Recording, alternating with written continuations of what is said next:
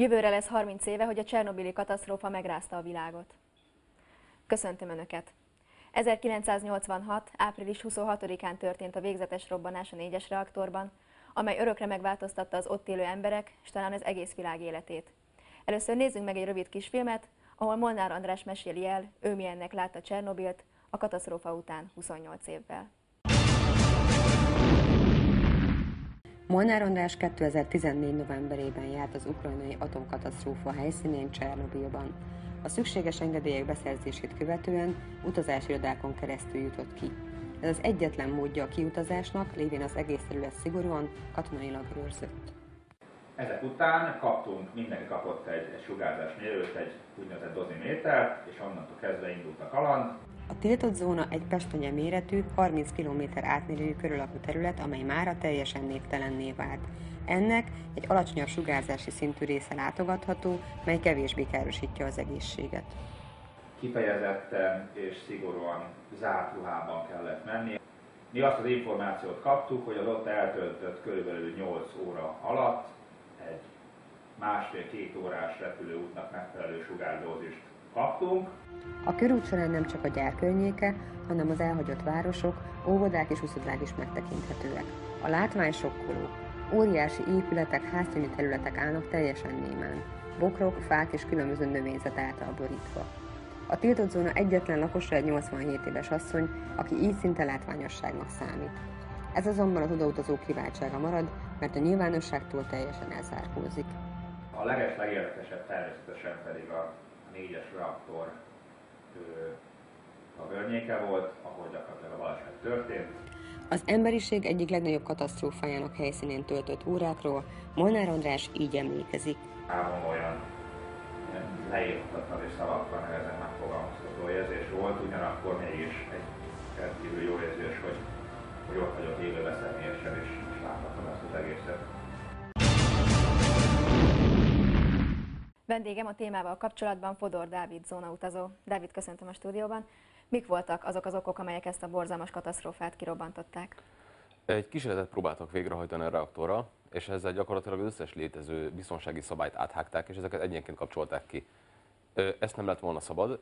Egyébként érdekes módon azóta rendszeresen próbálkoznak lemodellezni a katasztrófát, például a Lomonoszov Egyetemen, és még sosem sikerült eldurrantani a reaktort. Igazából ez egy nagyon fatális dolog volt. Sok pici vektornak az eredője okozta a katasztrófát. Úgy tudom, hogy ön is járt ezen a tiltott területen. Mik a benyomásai, mik voltak az élményei?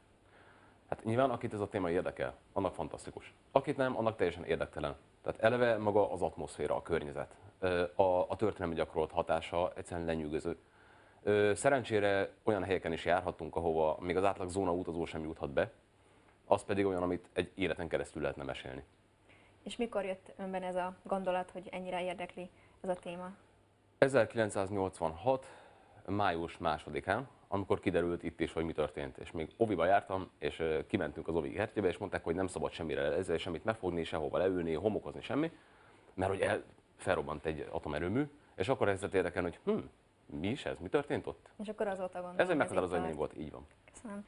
Mielőtt rátérnénk a robbanás egészséget károsító hatásaira, nézzünk meg egy rövid részletet Nagy András filmjéből, aki tavaly az oroszországi Cseljabinszkban járt, a Tecsa folyó partján, a majaküzem atomkatasztrófáinak helyszínén. Majakot egyébként eltitkolt Csernobilként is emlegetik.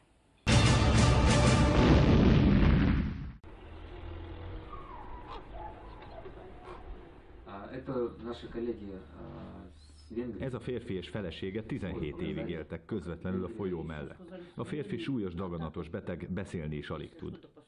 Mindketten betegek, egészségügyi problémáik miatt havi 1000 rubel kártérítést kapnak az államtól, ez mintegy 20 euró. Még ezt a csekély támogatást is nagyon nehéz megkapni. Minden betegnek magának kell bizonyítania, hogy betegsége összefügg a radioaktív szennyezéssel.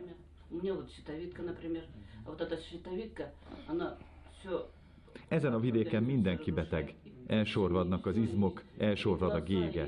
Jön a rák. Támad a reuma, elromlik a szem. Sorolja a nő.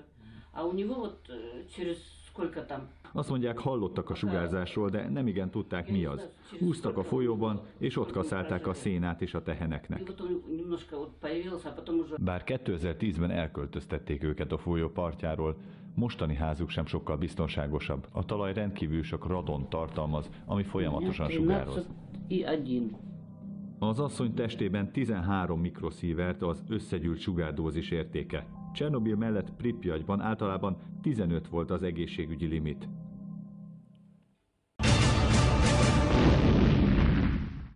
Szörnyű látni, hogy a robbanás ilyen méretű testi és lelki károkat okozott. Beszéljünk az egészséget károsító hatásokról. Mit lehet ezekről tudni? Az embernek a bevágásban egyébként gólyvája van. A gólyva akkor alakul ki, hogyha valakinek a pajzsmirigye nem működik jól. Azért szoktak jódozó csót osztani, hogyha radioaktív sugárzás van, mert akkor az a só lerakódik a pajzsmirigyben, és nem a radioaktív só rakódik le. Tehát valószínűleg nem rákja van. A hosszú távú hatásáról nem biztos, hogy ezt még pontosan tudjuk. Hogy nyilván akik akut sugárterhelést kaptak, tehát a tűzoltók, a mentők, a rendőrök, ők meghaltak olyan 6-8 héten belül. Gyakorlatilag a sugárzás az egyfajta sérülést okoz, tehát atomi szinten roncsolja a szöveteket, tehát gyakorlatilag ettől hal el. Először a nyálkahártya, és aztán a keményebb szövetek. Ezek az emberek nagyon csúnya halált haltak. Nagyon sokan betegedtek meg, viták vannak arról, hogy mennyire a sugárzás hatása, mennyire a lerakodó részecskék miatt, nem nagyon tudni még pontosan. Úgy tudom, hozott magával egy úgynevezett sugárzásmérőt. Így van. Bemutatná ennek a működését? Tehát most éppen látjuk rajta, hogy kb. 90 nanosievert háttérsugárzás mérünk, ez kb. A budapesti átlag, a budapesti háttér. Na most gondolom, ilyet mindenki látott már, ez egy normál, sima óra. Mivel rádiumot használtak ebben az órában, a fluoreszkáló mutatóknál, ezért, ha közelítjük, akkor láthatjuk, hogy ez a budapesti háttérnek kb. 250-szeresét gamma-sugárzást nyom ki magából, meg egy pici bétát is, de az nem annyira számottevő. Ez igazából csak érdekesség, tehát ez annyira távol van az egészségügyi határértéktől, hogy szóra sem érdemes, de hát nem szoktunk csuklórában haldokló embereket látni. Most vizsgáljuk más megközelítésből a témát, és lássuk Réz András filmesztéta szerint, miért nem készült még igazi nagy játékfilm Csernobilról. Hát én játékfilmet biztos, hogy nem csinálnék Csernobil szomorú történetéből. Ugye az egyik nyilvánvaló, hogyha innen nézzük, hogy itt azért a happy endet nehéz lenne összehozni.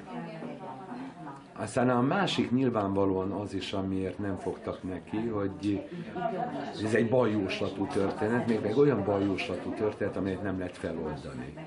A katasztrófafilmeknek pedig pontosan az a sajátossága, hogy vagy sikerül megakadályozni a katasztrófát, vagy ha meg is történik, a végén úgy jöhetünk ki a filmből, hogy a világ mégis visszazökken a régi kerékvágásba, vagy ha nem is a régi kerékvágásba, de megszabadulunk a nyomasztó dolgoktól.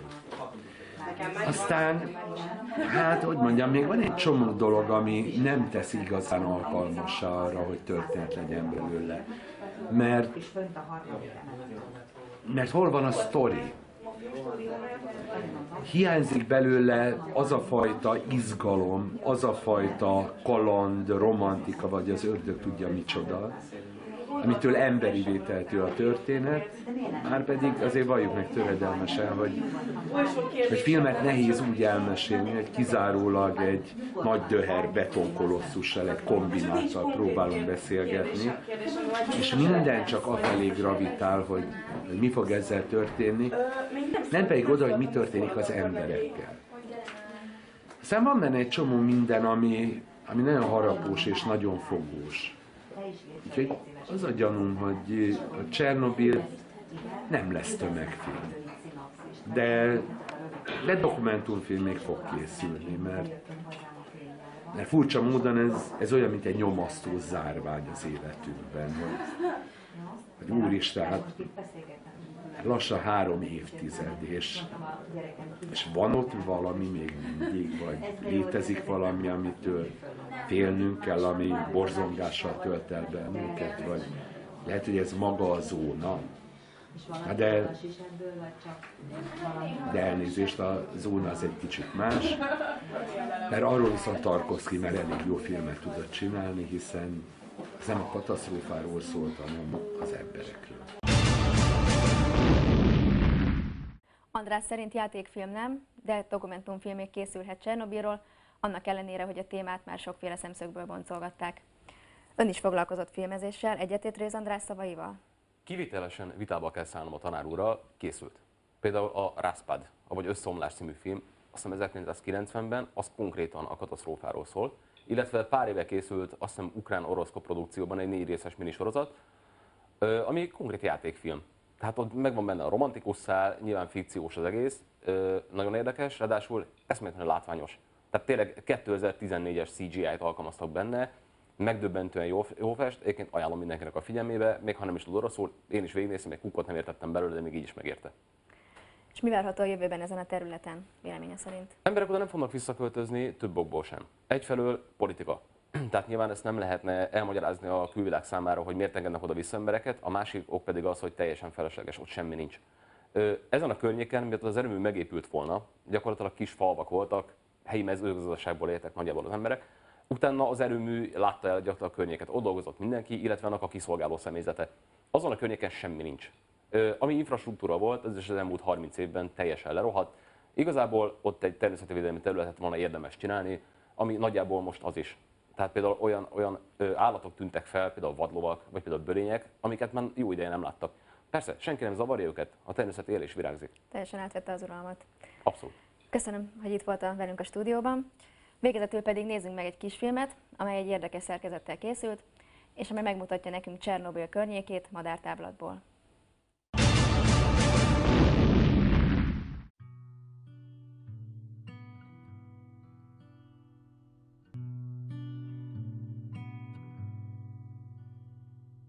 Darkness at my door. Knock, knock on my door. Left the light burning through the night, praying for the morn.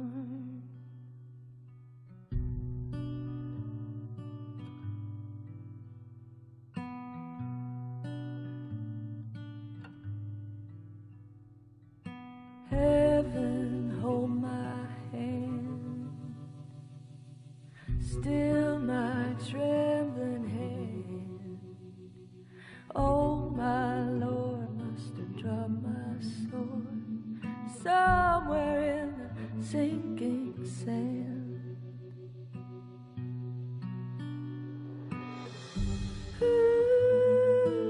Ooh, now I stumble in.